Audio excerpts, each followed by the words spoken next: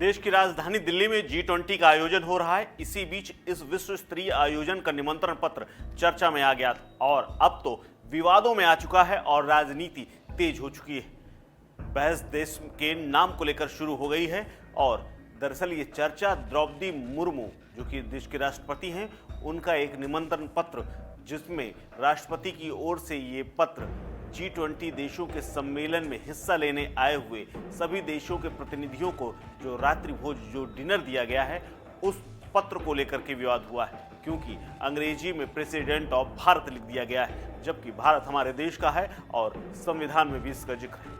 वहीं जबकि आम तौर पर ऐसा देखा गया है कि निमंत्रण पत्रों में अंग्रेजी में प्रेसिडेंट ऑफ इंडिया और हिंदी में भारत के राष्ट्रपति लिखा होता है। इंडिया गठबंधन में शामिल राजनीतिक पार्टियों के नेता लगातार केंद्र की बीजेपी सरकार पर हमला बोल रहे हैं। इसी बीच दिल्ली कांग्रेस इकाई के नेता और पूर्व विधायक अलका लामा ने भी बीजेपी सरकार को घेरा है और जमकर हमला बोला है। कांग्रेस नेता अलका लामा ने अपने आधिकारिक ट्विटर अकाउंट से ट्वीट करते हुए लिखा कि भारत जोड़ो यात्रा के दौरान नारा दिया जाता रहा, जोड़ो जोड़ो भारत जोड़ो। जिसकी जितनी समझ उसने उतना ही समझा। President of Bharat, prime minister of Bharat, government of Bharat सही समझ होती तो आज भी हमारा मणिपुर जातीय हिंसा की आग में नहीं जल रहा होता, हरियाणा धार्मिक आग में जलने से बच जाता। गोडसेवादियों की सोच बस यहीं तक आकर अटक जाएगी। जुड़ेगा भारत, जीतेगा इंडिया। ये एक बेहद तल्ख लहजे में अलका लामा ने ट्वीट किया, साथ ही गुडसे का भी जिक्र कर दिया। इससे पहले अलका लामा ने पीएम मोदी के इंटरव्यू को लेकर कहा था कि प्रधानमंत्री मोदी जी, आप सत्ता में हैं इसलिए ये सब है। पूंजीपति मित्रों का भ्रष्टाचार, जातिवाद, संप्रदायवाद बीजेपी की सत्ता से बाहर होते ही इंडिया ये सब 1947 में नहीं बल्कि 2024 में ही कर दिखा देगा। आप अब भारत की चिंता छोड़ दीजिए, जुड़ेगा भारत, जीतेगा इंडिया।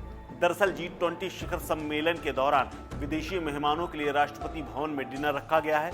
इसी दौरान जो निमंत्रण पत्र छापा गया है उसी में प्रेसिडेंट ऑफ भारत लिख दिया गया है, जिसके बाद सरकार विपक्ष के घेरे में है। वहीं दूसरी तरफ राष्ट्रपति भवन की तरफ से जारी किया गया निमंत्रण पत्र सामने आने के तकरीबन 4 दिन पहले यानी 1 सितंबर को आरएसएस के सरसंघचालक मोहन भागवत ने भी भारत शब्द का इस्तेमाल करने पर जोर दिया था। इस बयान के 3-4 दिन के बाद ही राष्ट्रपति भवन से जो निमंत्रण पत्र निकला उसमें भारत शब्द का जिक्र कर दिया गया।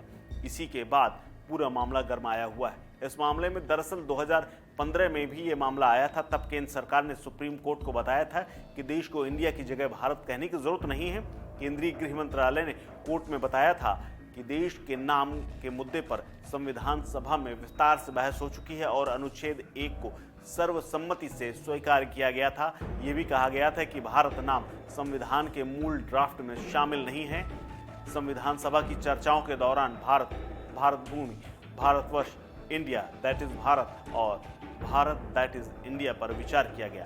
केंद्र ने साफ कहा कि संविधान सभा में इस बात पर चर्चा हो चुकी है। अब ऐसे कोई हालात नहीं है कि इसमें नाम में कोई हेर फेर किया जाए या फिर कोई बदलाव किया जाए, यानी संविधान के हिसाब से दोनों शब्द सही है। अगर ऐसा है तो जो है तो उस पर चर्चा क्यों हो रही है।